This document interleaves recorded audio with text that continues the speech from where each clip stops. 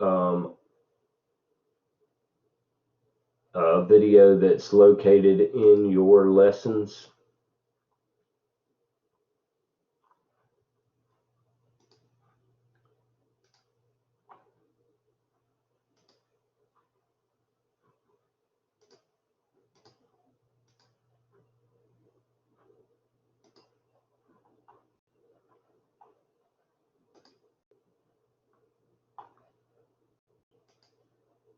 And this video will be here for y'all to watch, as well as this carnitas video, which is one of the items we're going to be doing in lab this week. So I'm not going to play this one during the lecture, but that is there for y'all to watch, to give you some insight as to what we're going to be doing in lab this week. So we'll go ahead and start Mexico and Central America video.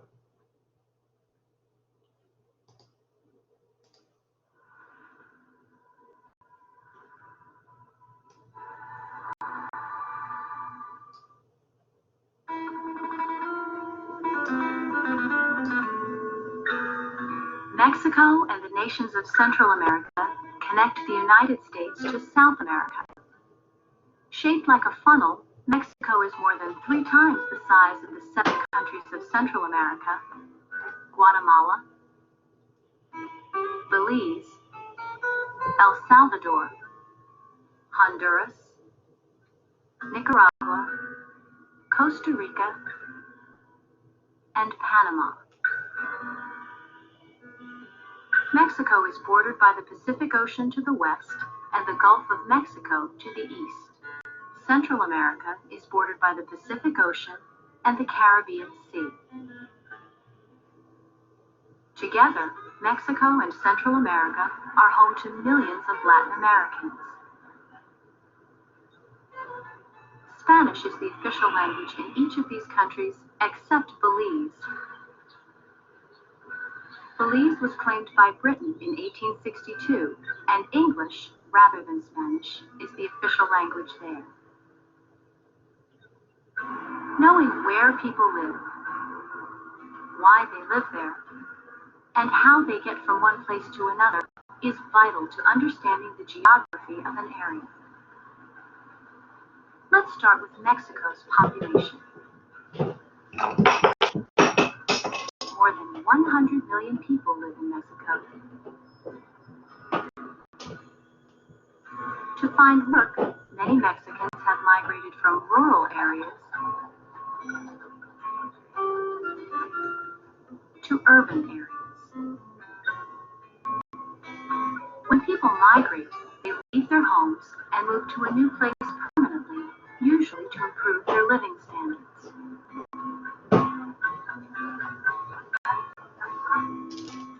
There are more opportunities for employment in large cities like Mexico City. More than 18 million people live in Mexico City, the capital of Mexico. Located near the center of the country, it is one of the most densely populated cities in the world. Mexico's geography has rivers, mountains, and plateaus.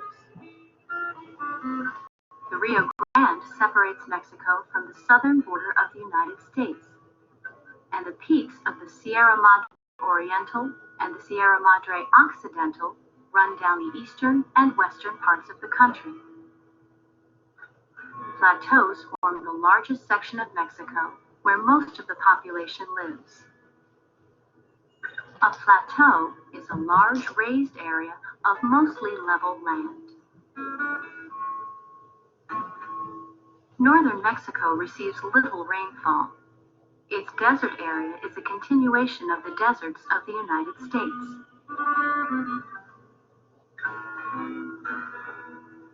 Mexico's plateaus receive more rainfall, and the soil is fertile from volcanic ash.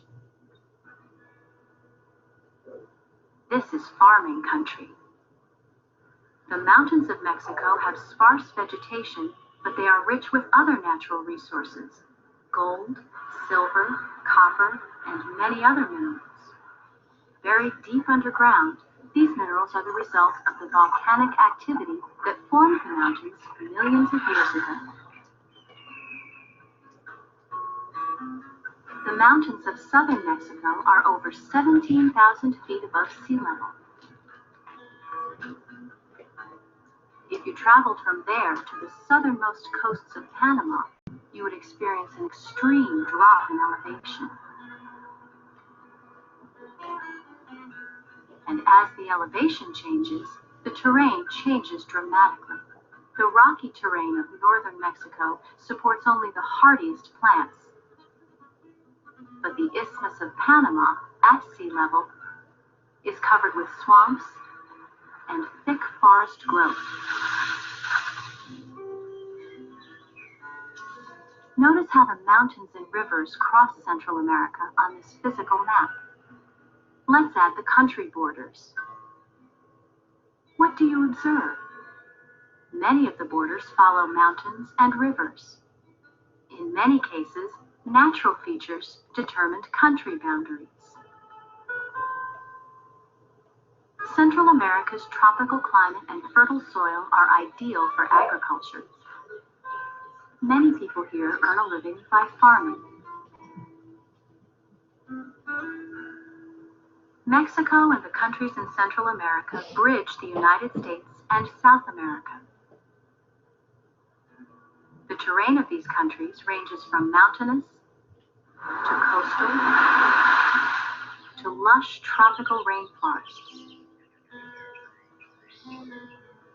From Central America's farmland to Mexico's abundant mineral deposits, this region provides its people with a rich array of natural resources.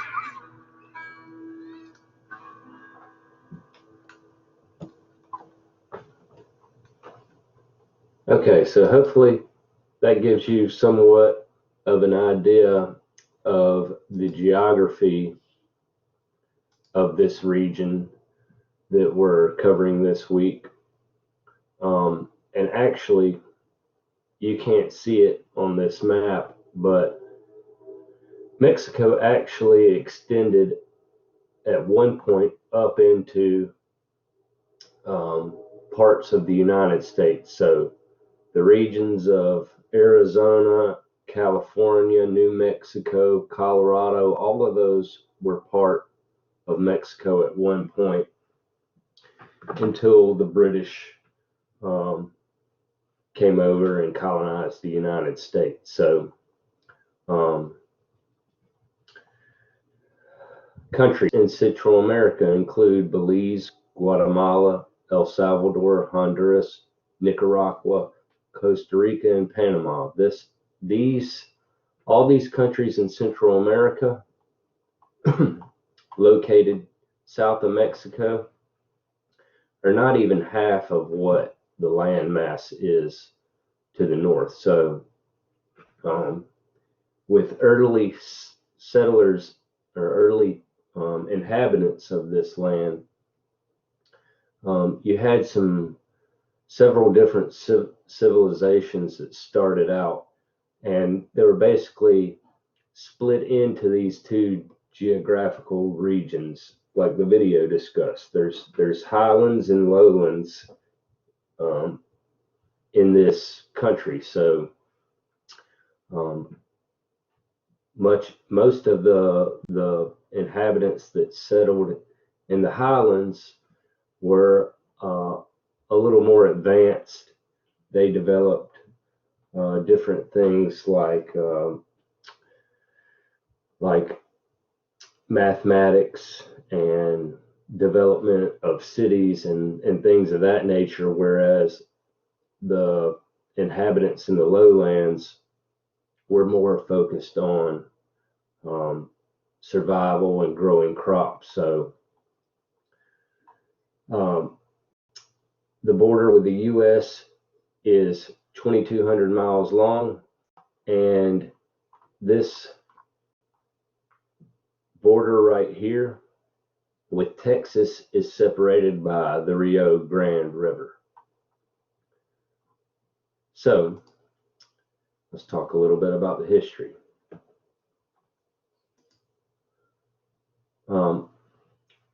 Also, I want to mention before I go into the history, there's two major mountain ranges in this country, the Sierra Madre Oriental and Occidental. Also, the Tropic of Cancer divides the country into temperature and tropical zones. So the equator runs right through this country, and you have some very different climates depending on whether you're in the northern region of the country or the southern region. The tropical zones obviously are going to get a lot more rainfall, so that's where a lot of the agriculture comes from. Whereas, like you saw in the video, the highlands, those regions were more sought after for their mineral deposits. But Mexico is one of the most diverse weather climates in the world. So pretty much any crop you can think of is grown there today. And a lot of the crops that are grown there are imported by the United States and sold in the United States. So agriculture is still very much a big part of the income of a lot of Mexicans. So there were several civilizations that settled or inhabited, rather, I don't know why I keep saying settled, but inhabited these lands, and they were natives of these lands before the arrival of the Spanish. So these civilizations included the Olmecs, which was a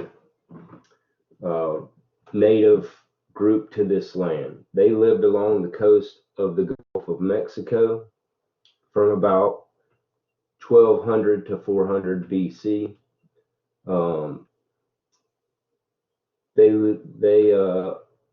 In this region, they had abundant rainfall and good soil. They constructed towns and trade with other Native American societies throughout the region. Also, there was a native group called the Zapotecs. They were credited with developing the earliest writing systems. Then you had the Mayans, who were one of the greatest civilizations in this area, and they excelled in astronomy, mathematics, architecture, and farming. The Toltecs were considered to be some of the earliest warriors that inhabited these lands, and they actually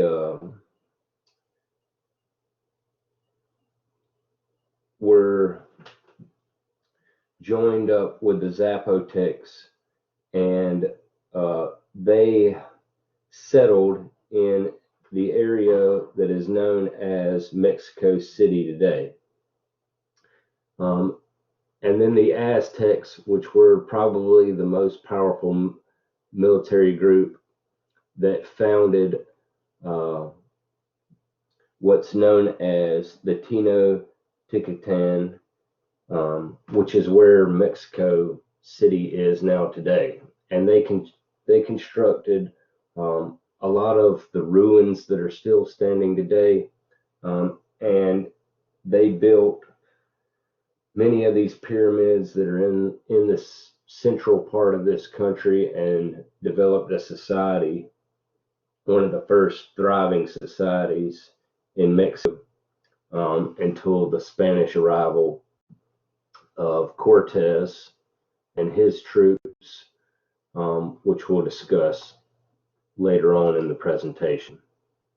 So the Mayans. There are many indigenous tribes that lived in Mexico, like we've just discussed. Roughly 20 million people inhabited this area, and one of the most famous was the Mayans. the time period which the Mayans ruled was known as the Classic period.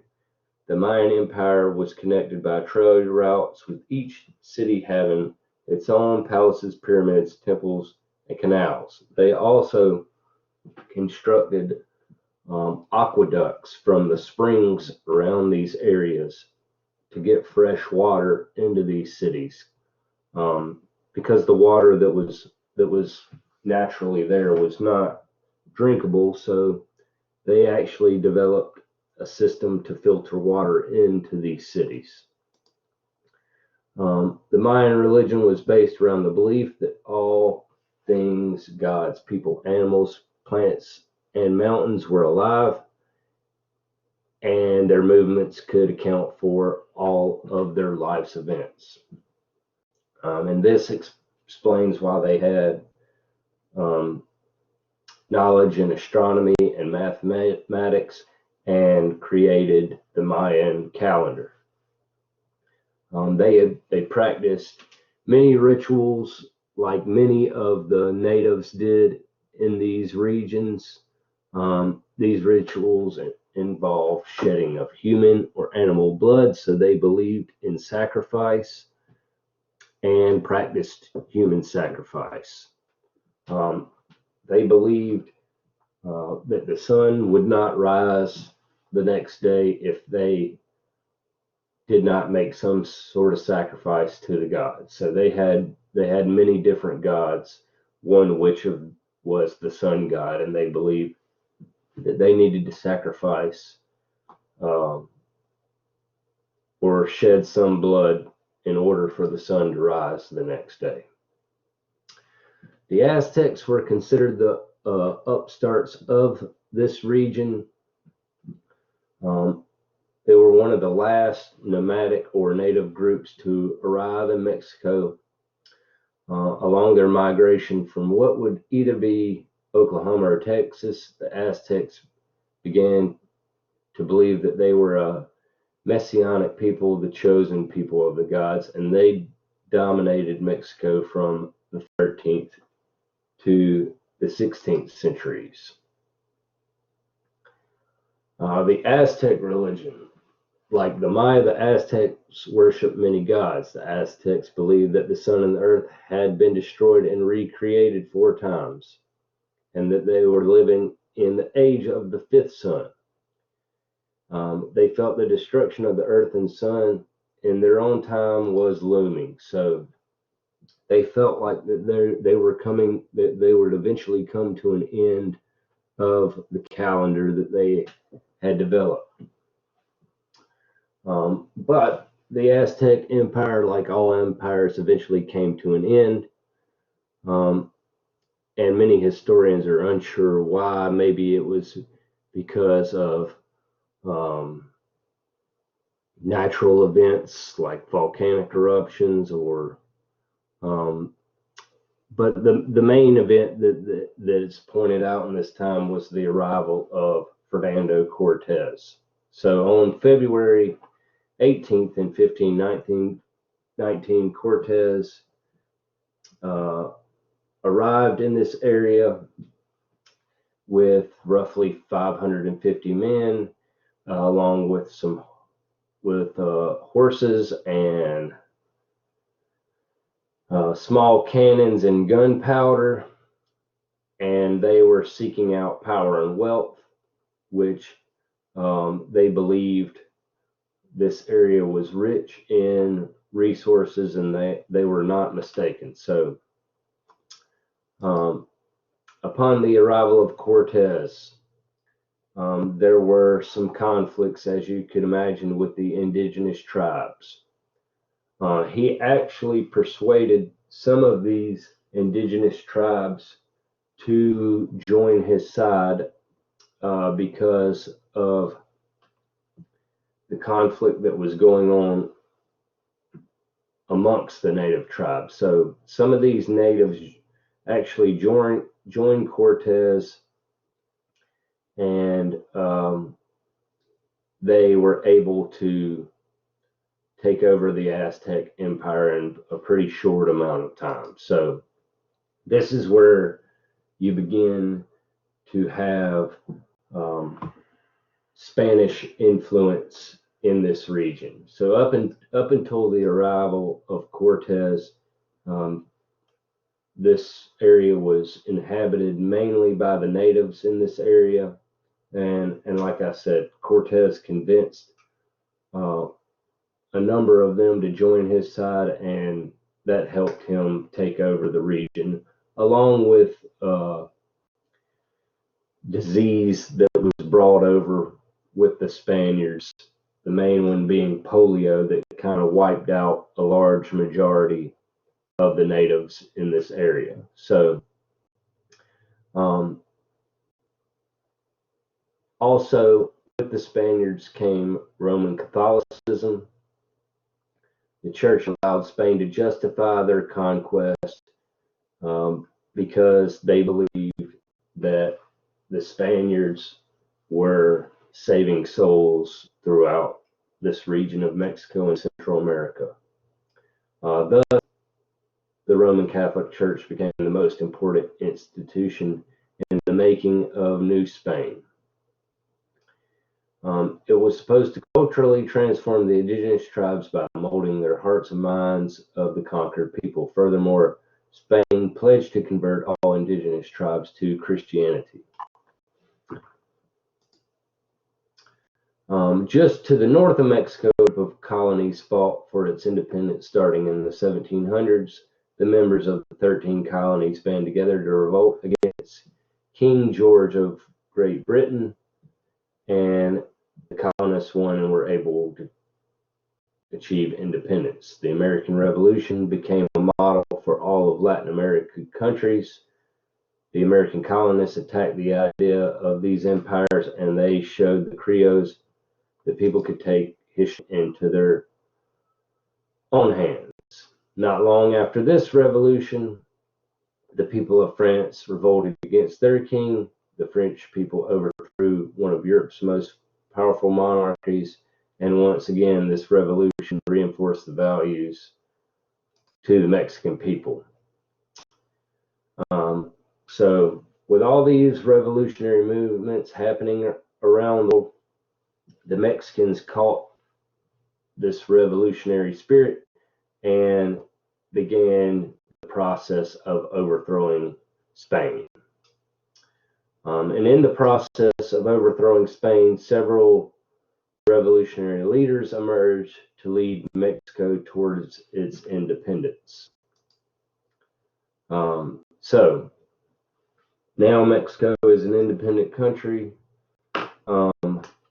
but it is still heavily separated by class, meaning there are many farming working people that live in poverty, and pretty much their only means of income are farming. So like I said, you get a large amount of agriculture coming out of Mexico. Pretty much any crop you can think of is grown there. Mexico obviously is famous for tequila, which is a liquor made from the native agave plant. The early natives also used to consume the hearts of these agave plants, but basically the process in which they turn these into tequila is by roasting the hearts of these plants and then distilling the juice that they get from them. So there's a couple of holidays that are noted with this country as well. Los Pasados, which is a religious festival celebrated in Mexico and commemorates the journey that Joseph and Mary made from Nazareth to Bethlehem. Also Cinco de Mayo, which all of you have probably heard of, and a lot of people believe that this is Mexican Independence Day, but it is actually to commemorate the victory over the French. So remember this one, Cinco de Mayo, because you'll probably see that on a quiz. So Mexican cuisine is primarily a fusion of the Mesoamerican cooking with European, especially the Spanish who ruled this region for over 300 years. And the basic staples remain the native foods. So corn, you will see in primarily every region of this country is incorporated into their diet, as well as beans and chili peppers. The Europeans also introduced a large number of other foods, which included meats and domesticated animals such as beef, pork, chicken, goat, and sheep, and the production of dairy products, especially cheese. Although the Europeans kind of introduced cheese to this region, you don't really see a lot of cheese incorporated into the native diet, which presently in what we consider Mexican food, or what's really Mexican American food, there's pretty much cheese on everything. So a little interesting fact, most Mexicans don't really put a lot of cheese on many of their dishes. So the indigenous people of Mexico and Central America hunted, gathered plants, including wild chili peppers. At this point, corn was not yet cultivated. So, like I said earlier, one of the main sources of calories was those roasted agave hearts, which is what they now use to make tequila. And by 1200 BC, corn was domesticated, and a process called nixtamalization. Sorry, that one's hard to pronounce. And this nixtamalization, which is basically a treatment for the corn with lye to soften the corn, allowed them to start making different food items such as tortillas and flatbreads. And the indigenous people of Mesoamerica had many stories about the origin of the corn. So usually this is related to the corn being a gift from one or more of their gods. So despite the introduction of wheat and rice to Mexico, the basic starch remains corn. While it is eaten fresh, most corn is dried, treated with lime, and ground into a dough. This is what they use to make tortillas, sopes, tamales, and also they incorporate it into soups and stews as well as drinks. The most common way to eat corn in Mexico is in the form of a tortilla. And tortillas are primarily eaten with every dish that Mexicans consume. Tortillas are made of corn in most of the country, but other versions exist, such as wheat or flour, or plantain, or yuca, which is a root vegetable that's kind of similar to potatoes. So one of the items that we're going to make this week in lab is going to be the tortilla, and we're going to use masa harina, which is corn treated with lime. So many dishes in Mexico are defined by their sauces and the chili peppers rather than meat or vegetables. These dishes include entomatada or in tomato sauce, adobo, adobados, pepins, and moles. So they make a lot of sauces that they incorporate into their dishes with these chili peppers and these different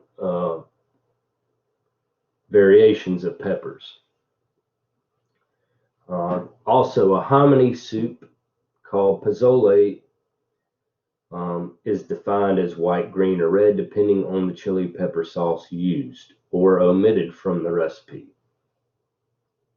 Tamales are differentiated by the filling, which is again defined by the sauce, red, green, chili pepper, or mole. So if y'all are not familiar with what a tamale is, it is basically where they take the masa harina or the ground cornmeal and mix it with different chilies, or they mix shredded meat like chicken or pork into it, and then that steamed inside of a corn husk. So they have several different variations of this. And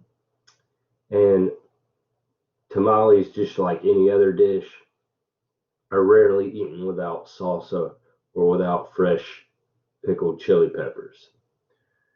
This also includes many of their street foods such as tacos, tortas, sopas, gorditas, and for most dishes, the type of chili used is what gives the dish its main flavor. The other basic ingredient, like we've been discussing, is the chili pepper. So Mexican food has a reputation for being spicy, but many dishes also have subtle flavors. Chili peppers are used for their flavors and not just their heart, with Mexico using the widest variety of chili peppers. If a savory dish or snack does not contain chili pepper, hot sauce is usually added, and chili pepper is often added to fresh fruit and sweets. So you will see things like mangoes, bananas, melons, papayas. They will often eat those fruits with the addition of a chili pepper or some type of chili. So the importance of the chili pepper goes back to the Mesoamerican period with the indigenous tribes, where it's considered to be much of a staple as corn and beans. So in the 16th century, Bartholomew de las Casas wrote that without chili peppers, the indigenous people did not think they were eating. So even today, most Mexicans believe that their national identity would be at loss without the chili pepper. And we have the contributions of the Spanish, which were mainly meat and cheese. So as the Mesoamerican diet contained very little meat besides wild turkeys and any wild animals that were native to this land, they didn't really consume much dairy or meat other than what was native. So the Spanish also introduced the technique of frying in pork fat or lard, which is another technique that we are going to use in lab this week. We are going to make carnitas. So carnitas are basically just pork that's been fried in lard, and they use it on many different dishes, from tacos to sopas to gorditas to quesadillas. So the main meats that you'll find today in Mexico are pork, chicken, beef, goat, and sheep. Native seafood remains popular, especially along the coast and the regions of Veracruz, which is a city that's primarily bases their diet solely on seafood. So cheese making in Mexico has evolved its own specialties. It is an important economic activity, especially in the north, and frequently done at home. So the main cheese making areas are Chihuahua, Oaxaca, Querétaro, and Chiapas. Goat cheese is still made, but is not as popular and is harder to find in the stores. So in most of Mexico, especially in the rural areas, much of the food is still consumed in the home, with most of the traditional Mexican cooking still done. And most of this cooking is based on local ingredients. Cooking is considered to be the woman's work, and this includes cooking for celebrations as well. So traditionally, girls have been considered ready to marry when they can cook, and cooking is considered a main talent for the housewives. The main meal of the day in Mexico is the comida, meaning meal in Spanish, and this refers to the dinner or the supper. The comida often begins with soup, which is often a chicken broth with pasta, or a dry soup, which is pasta or rice flavored with onions, garlic, or other vegetables. The main course of the comida is a meat served in a cooked sauce with salsa on the side, accompanied with beans, which you'll see the Mexicans and Central Americans consume a large amount of beans and tortillas, and often served with a fruit drink. In the evening, it is common to eat leftovers from the comida or a sweet bread accompanied by coffee or chocolate. Breakfast is generally heartier than in other countries and can consist of leftovers, meat and broth, tacos, enchiladas, or meat with eggs, which some of you may have heard of huevos rancheros, which is basically meat with eggs and some form of salsa. This is also usually served with beans or tortillas, coffee, or juice. So you have, just like with some of the European countries that we have covered already, you have some regional cuisines throughout Mexico as well. The first one we'll discuss will be the Puebla.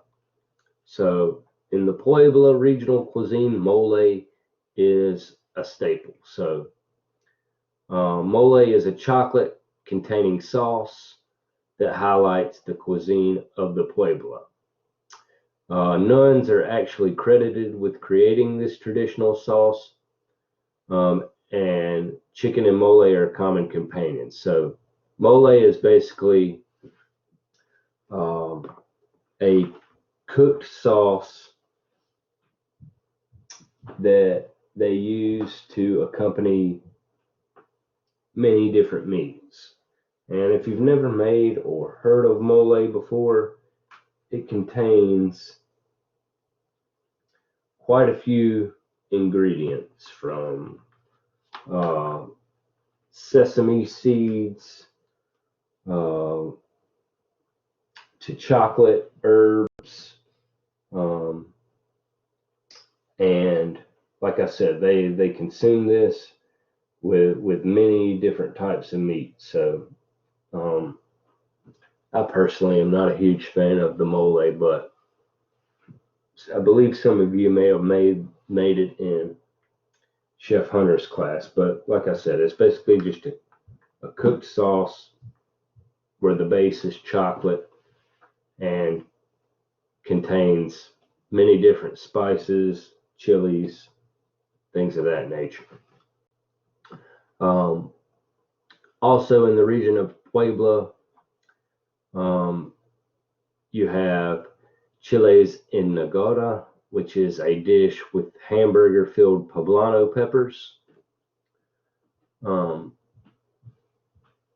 and which is still a very popular dish throughout Mexico, which is stuffed poblanos, or chiles rellenos, as you may have heard of them, which are poblanos stuffed with cheese and then fried. Camotes are a traditional candy made from potatoes in this region, and coffee, like much throughout Mexico, is a beverage of choice. So the next regional cuisine that we'll discuss is the Oaxaca. This is located in southern Mexico, and they are also noted for their many different variations of mole. So they have red and black mole, and the Oaxacans pride themselves on their chocolate, which is a main component of the mole. They also are known for mezcal, which is a alcoholic drink distilled from agave juice, it's made much like tequila is. So the next regional cuisine would be Veracruz, and this is a mix of indigenous Afro-Cuban and Spanish. The indigenous contribution is in the use of corn as a staple, as well as vanilla and herbs.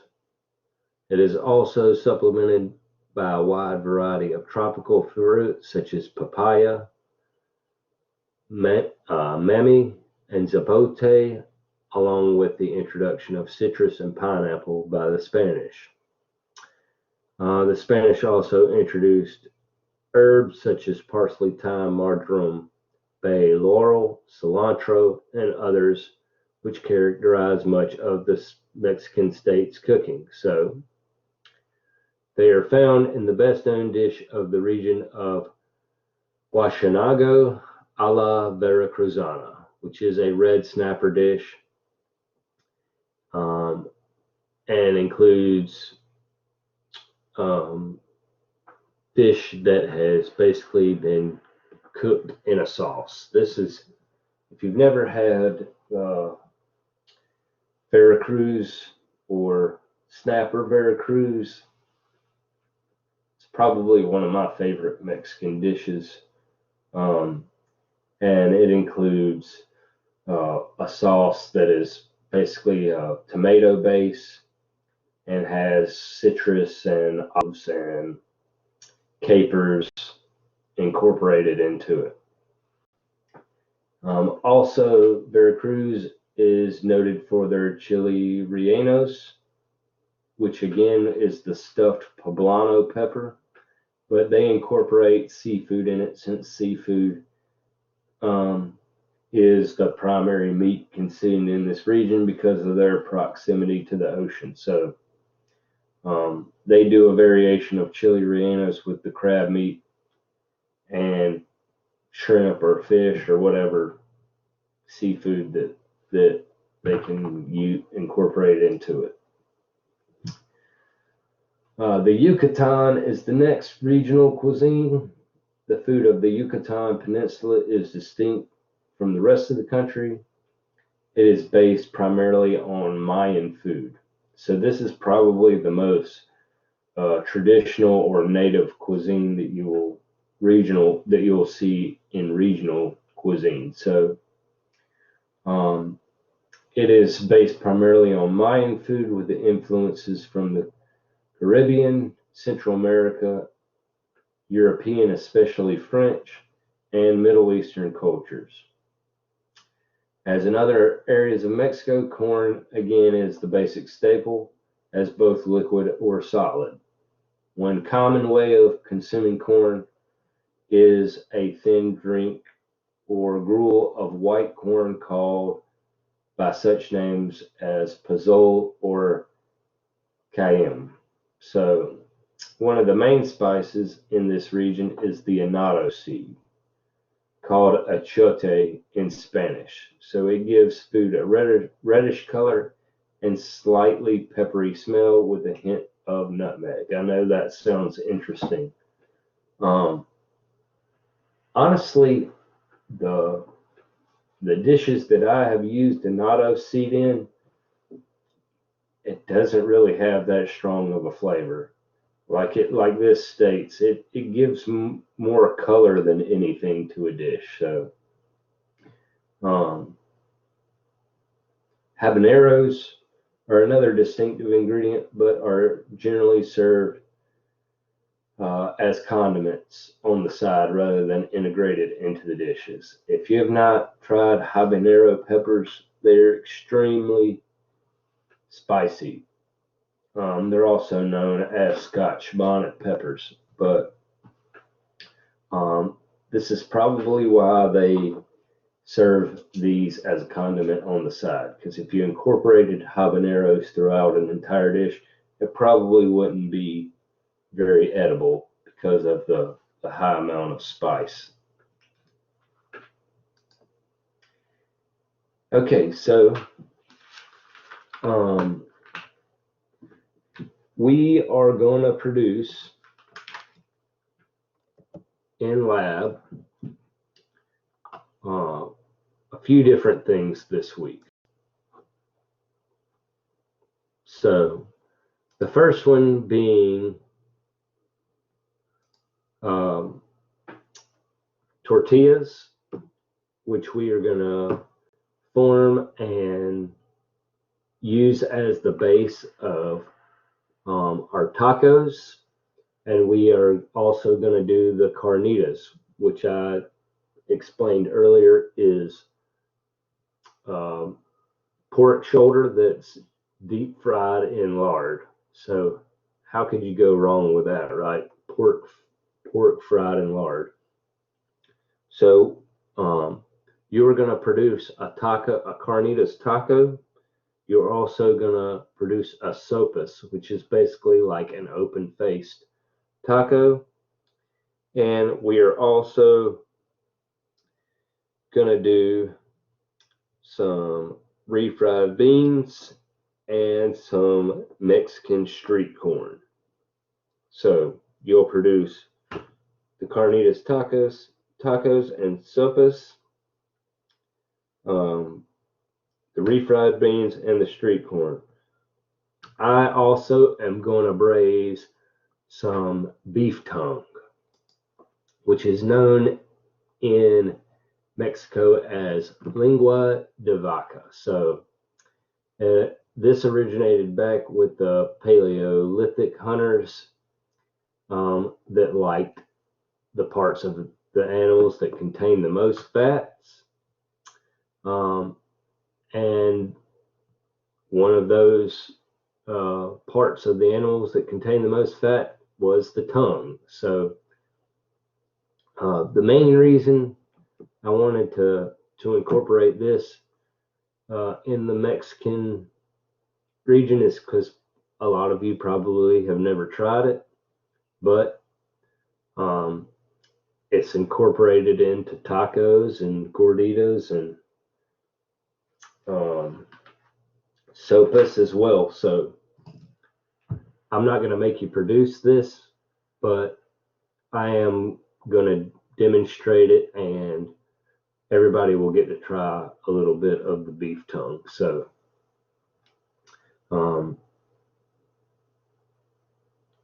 it's basically produced just like they cook a lot of meats. They just